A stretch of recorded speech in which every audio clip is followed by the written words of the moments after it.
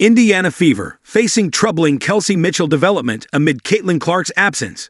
It would probably be safe to say at this point that the Indiana Fever would not be where they are right now had it not been for Kelsey Mitchell.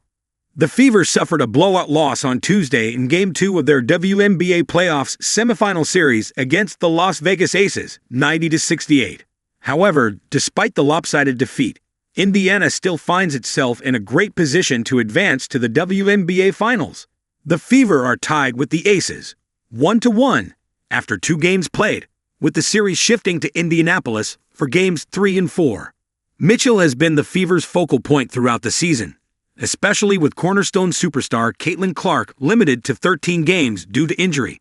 Indiana has been left with no choice but to lean heavily on Mitchell on the offensive end without Clark and her 16.5 points and 8.8 assists per contest. When she's on the court, Clark requires a lot of attention from opposing defenses.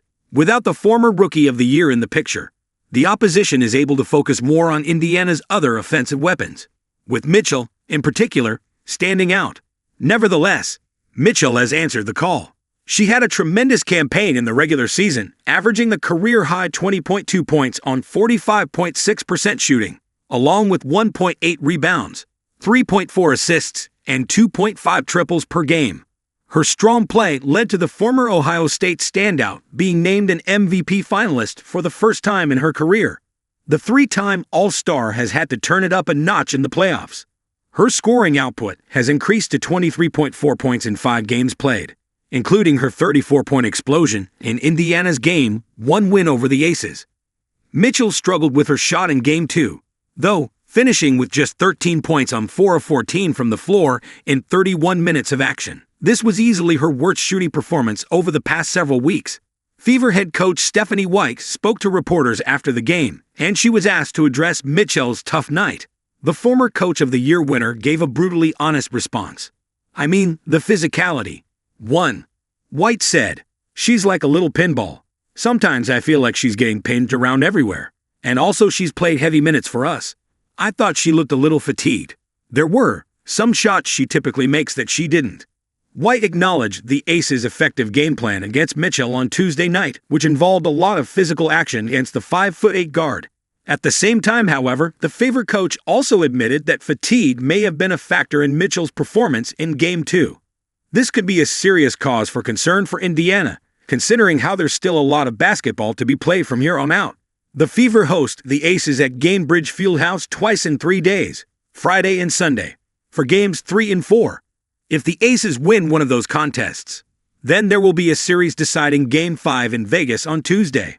The Fever are obviously hoping to book their spot in the WNBA Finals, which will be a best-of-7 series.